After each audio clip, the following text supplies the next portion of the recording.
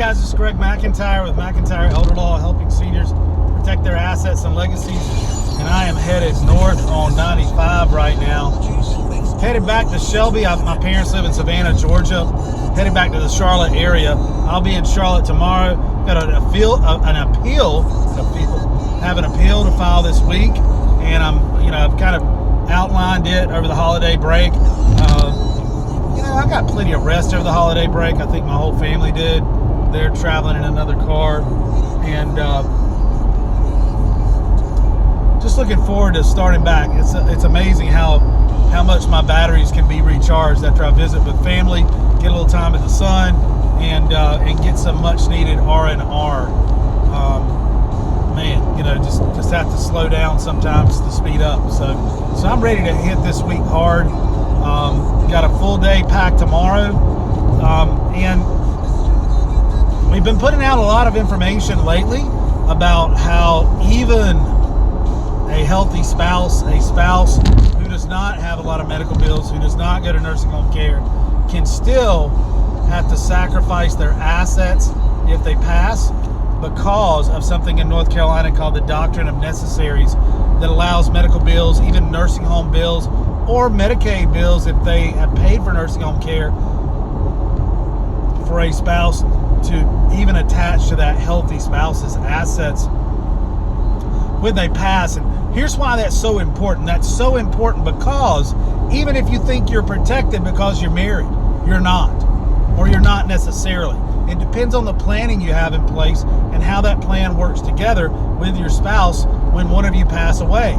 So we want to make sure that both of you are protected, starting with foundational planning, general durable power of attorney. Some people call it a financial power of attorney. That's fine. Healthcare power of attorney.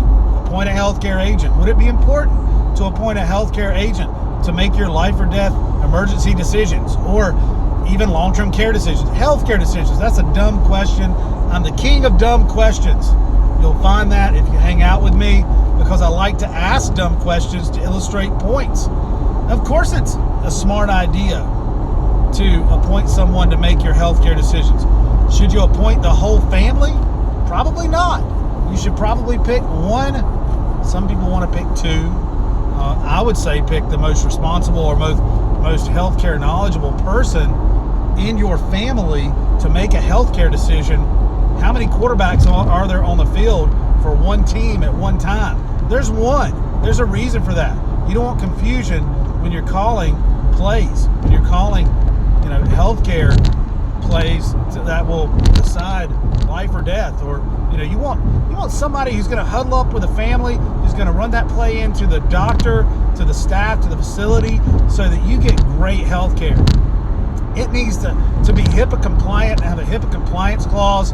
There's all kind of things. If there's a living will in place, which many people want a living will, that's horribly misnamed. It's also a declaration for a desire for a natural death. If you have a declaration for a desire for natural death in place, then your healthcare power of attorney document should state that.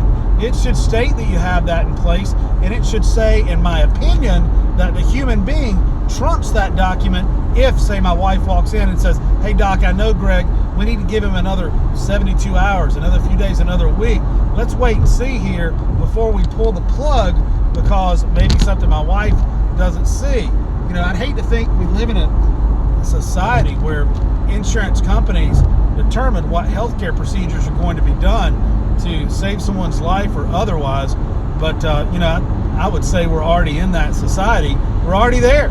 So I always want a human being that I know that loves me, hopefully feels good about me that day, to make that decision for me, or at least to have a veto to make that decision, even if I have that living will, that declaration for a desire for a natural death in place as a safeguard to the system and situations. So also should have in place a will. I mean, we trash wills.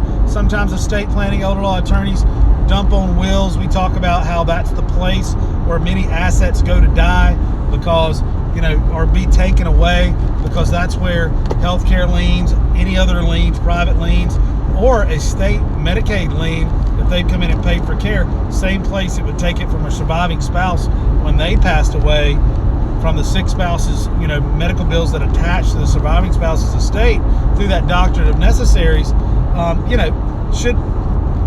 they should still have a will in place, okay?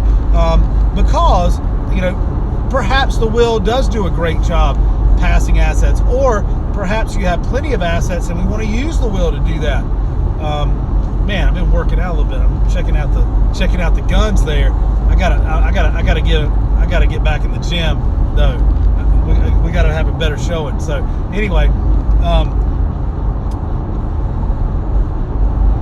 would love to see you have a great will in place, or at least a consultation to determine what's right for you, because it's hard to say one size fits all. I can tell you foundational planning is a great thing to put in place for everybody 18 years old to 118 years old. However, perhaps you have plenty of assets and long-term care insurance, and we want to really set up a revocable trust to make sure that land, maybe other property, money stays in the family for decades, maybe for generations, and distributes that money over time to grandchildren in a discretionary way to support their health, education, and welfare.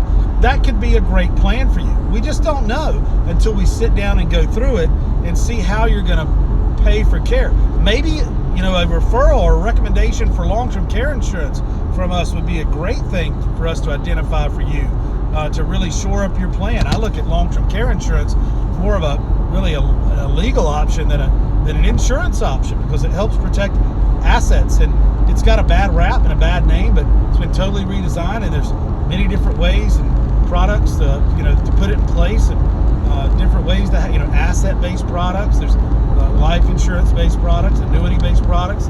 There's different kinds of products to put in place. So let's at least look at the possibilities of how to protect your hard-earned money and property. I'll tell you, I'm so excited about going into this new week. I've had so much contact over the weekend. I know I've been off, off is always kind of in quotes for me, and I've been in Savannah. I've been hanging out with my parents and my other family, some of my sisters, and hanging out in the pool a little bit, getting some sun therapy, playing with the kiddos, but still fielding some emails, text messages, things like that. I mean, we've got emergency situations to take care of tomorrow to spring into action. Already got those things moving. We've got plenty of people to contact back over, on Monday that have contacted us over the break. We'll get back with you. We'll get those consults scheduled. We'll get you taken care of this upcoming week. Just so excited, so blessed right now, so pumped really about going into the second half of the year. We've started the third quarter, second half of the year, second 6 months of the year. Really, really excited about our opportunities and to be able to serve the world, to be able to serve our clients. If we can keep it service centered and then we can be okay. We'll always be okay. And if you ever think I'm getting away from that, you let me know. But we'll always try to keep it service centered, keep the client number one, do what we can to solve problems within reason, and to help you achieve your legal goals and estate planning and elder law goals. I believe that I am on a mission.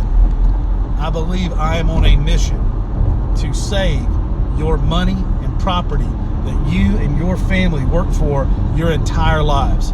That is no joke. I believe that from the bottom of my heart, from my toes to the top of the head, hairs on my head.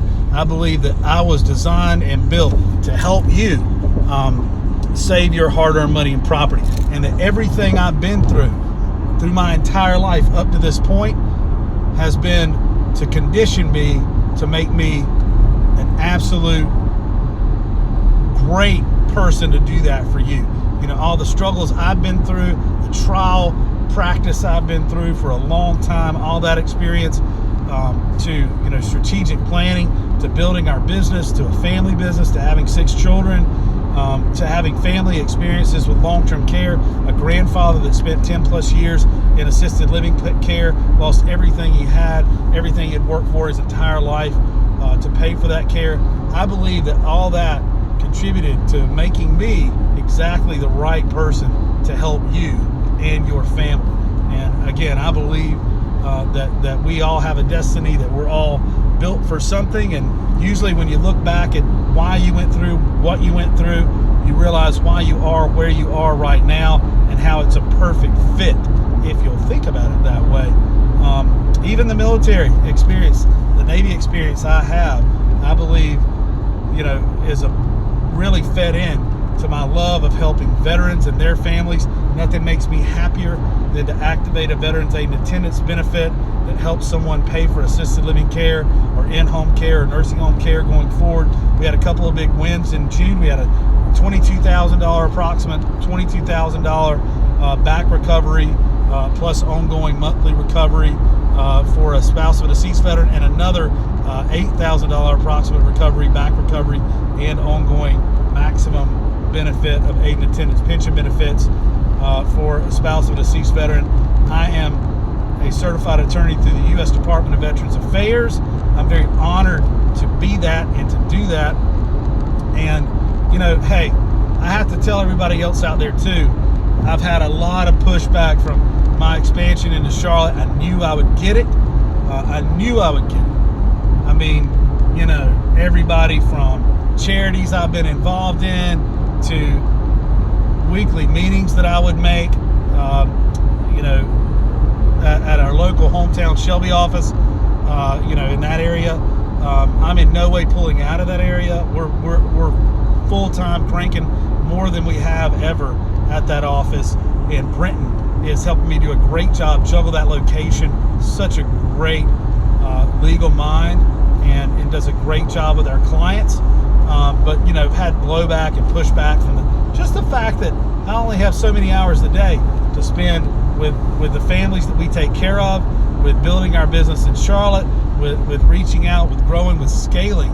The theme of this year for me is scale, and how to help others and duplicate what we do and scale what we do. And I've worked really, really hard on that. We've had a lot of success with that, but we've had a lot of failure with that too. One of the failures, I think, or just a growing pain of that, is just some blowback from people who seem to be mad at us for working hard and trying to grow, and not just doing exactly what they think we should do. If you think about it, there's plenty of people in your life who think that they have a perfect plan for your life.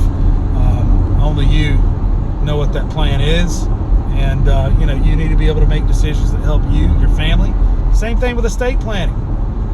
You need to quit listening to, and this is one of the big gripes I always have, and one of the things, how about not gripes, but one of the mountains I have to climb or overcome with families when I sit down with them, or some people when I sit down with them, is they're really pushing hard for one type of legal solution or another, or they know it all, or they know, and I want to listen. I want to know, because I learn from clients all the time too. I learn all kind of things from clients and get their ideas and creatively incorporate them in what we do.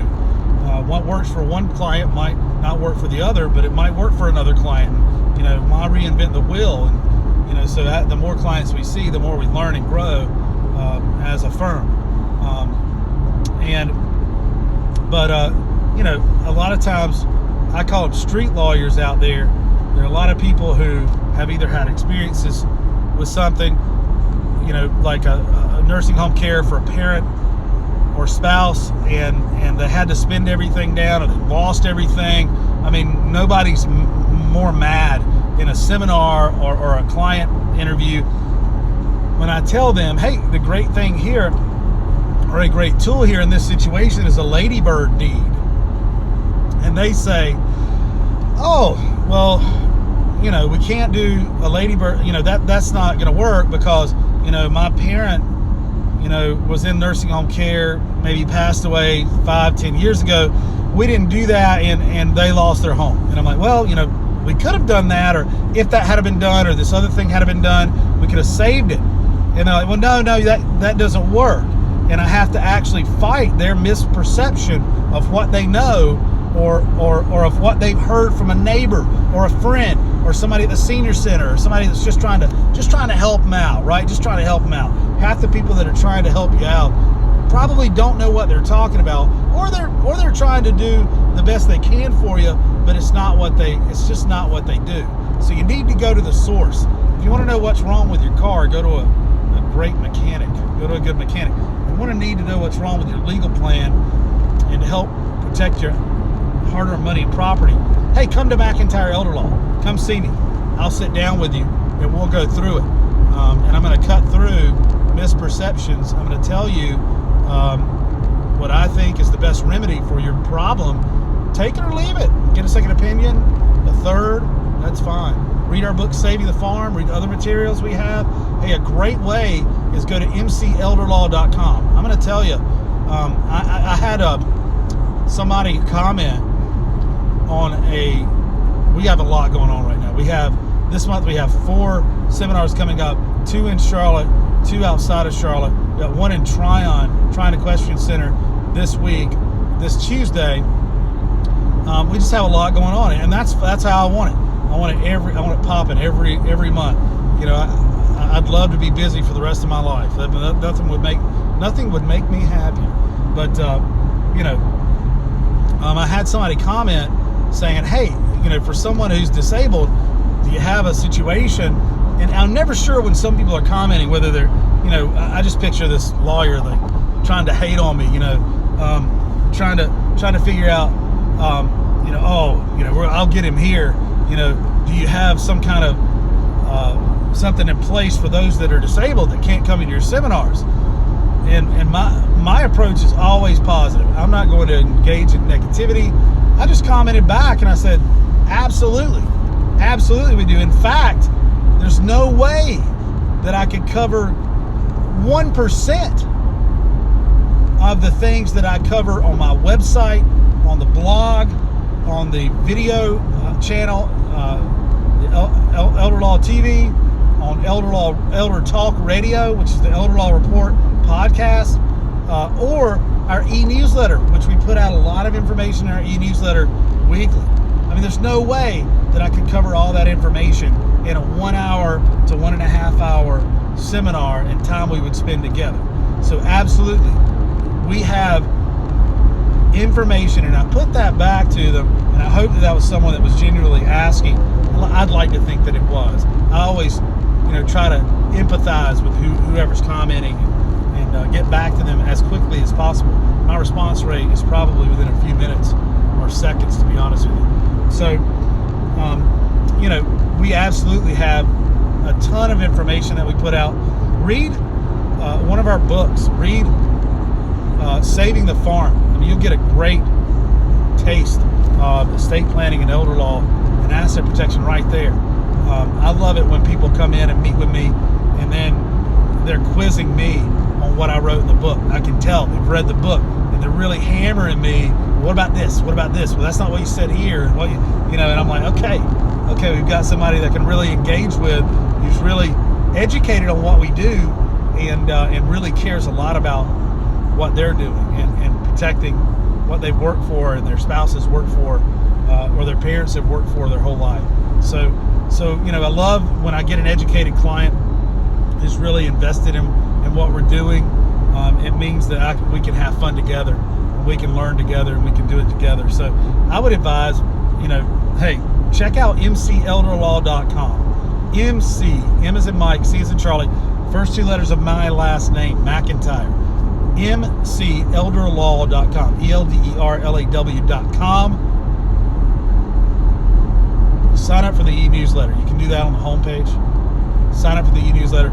Check out the blog. Check out Elder Law TV. Check out Elder Talk Radio. I mean, there's just so much for you there. Get Saving the Farm. You can get that on Amazon.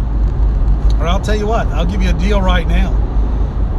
If you will go right now and sign up for our e-newsletter, the Elder Law Report, at mcelderlaw.com, mcelderlaw.com, I will give you a free copy, a free ebook and audiobook version delivered right to your inbox.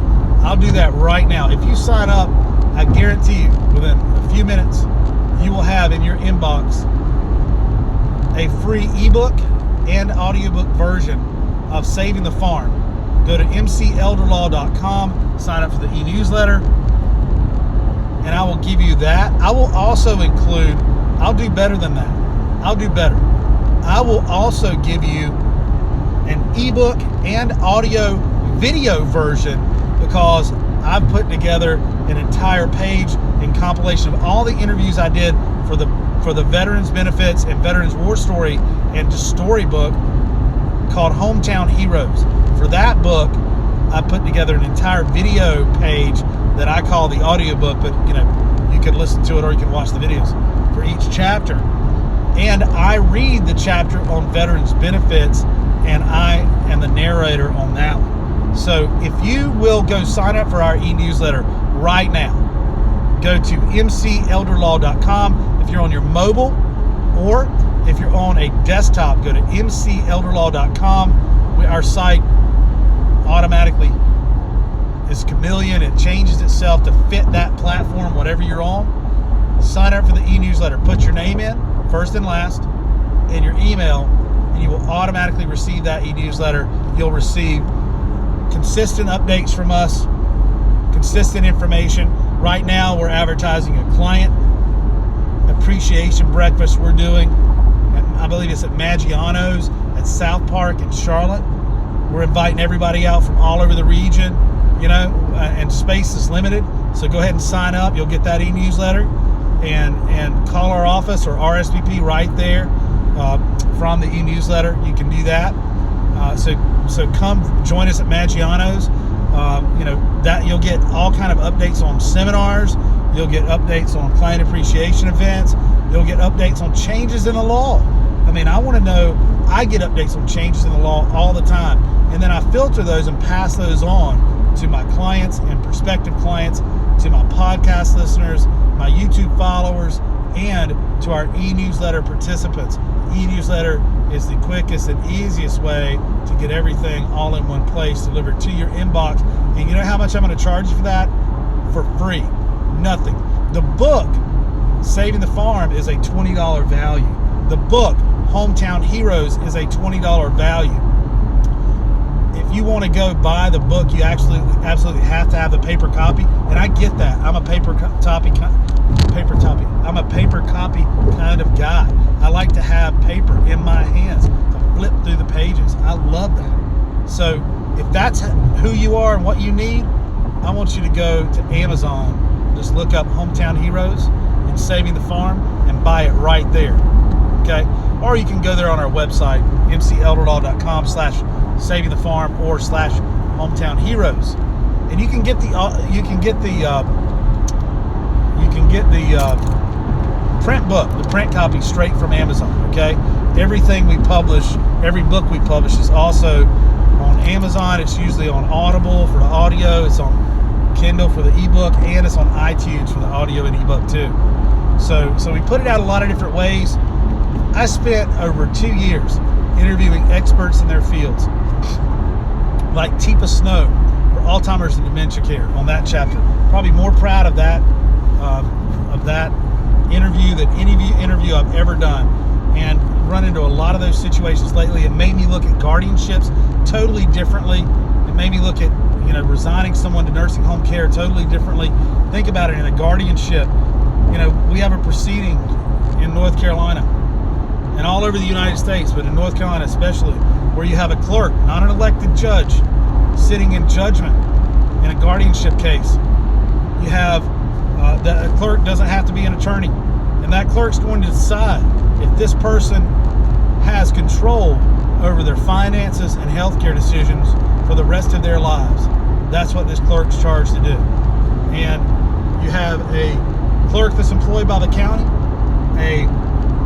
sometimes it could be an Adult Protective Services DSS attorney who's bringing the action, employed by the county, and a guardian ad litem that's appointed by the clerk and getting paid through that, at some kind of court-appointed rate. That's going to determine, all those parties going to determine whether your loved one has any freedom to choose where they live, what they do, how they spend their money, and how they make health care decisions for the rest of your life. That scares the bejesus out of me. It scares me. It really does. It scares the crap out of me that could happen to me one day, or a loved one one day. I mean, misdemeanor criminal clients have more rights than somebody in a guardianship proceeding, in my opinion. They have, appointed counsel that zealously represents them, and their innocence or whatever they're trying to do to their plea. If they lose, they can appeal for a new trial on the entire issue. In guardianships, you can appeal the guardianship incompetency part, but not for a new trial, but not to Superior Court, but not the appointment of a guardian part. You can, but it's not a new trial. It's just a review of the clerk's decision. So not the appointment of who's going to be the guardian. And I think there's a growing consensus in North Carolina, I know there is, among academics and others, that guardianships are really slanted toward really just a fast track to find someone incompetent. That's what they are. They're absolutely biased and set up to find someone incompetent, much more than they are to find some other middle of the road solution, some minimalist solution to solve the problem, or to find someone competent. It's just, you're at a real disadvantage when you're a respondent, which is what the person who they're trying to find incompetent. You're at a real disadvantage there many times, and I think that entire system and the players involved needs to be redesigned to be fair, and to be fair under our Constitution, especially due process, being able to jail someone. And when I say jail, I think of it this way. You can medicate someone in a facility to the point where they can't move and they can't function. They're essentially in jail at that point. They can't move, they can't get out of bed, they can't function, they don't know what day it is, they don't know what time it is, and they have no control over the medications that are given them, or their money, or anything else if they've been found incompetent. That is one way that someone can absolutely be imprisoned against their will, in my opinion, without being afforded proper due process. And that's one reason that this entire system needs to be redesigned, because in my opinion, in my legal opinion, it is unfair and unjust to keep doing it the way we're doing it. So I think the family is the one who loses in those situations. The family gets so left out. The family has to try to struggle. The family does not have a right to participate, to call witnesses and present evidence, to participate fully in a competency hearing in a guardianship proceeding. Does not have the right. Has to be allowed to intervene by the clerk. What if the clerk doesn't want you in the case? Then you need to sit on the sidelines, is what they're telling you. That's a tough position to be in for a family member, watching the state come in, and sometimes their taxpayer dollars pay everybody at the table that's determining whether their loved one is found competent or not, but they're told as a blood relative and family member they need to sit down and shut up. That's a tough situation, and that's our system right now, and it is bad. No, there's nothing good about that. That's horrible.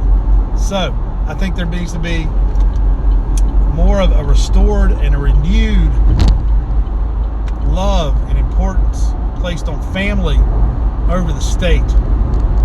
I don't want the state raising my children, and I don't want the state coming in trying to find me incompetent.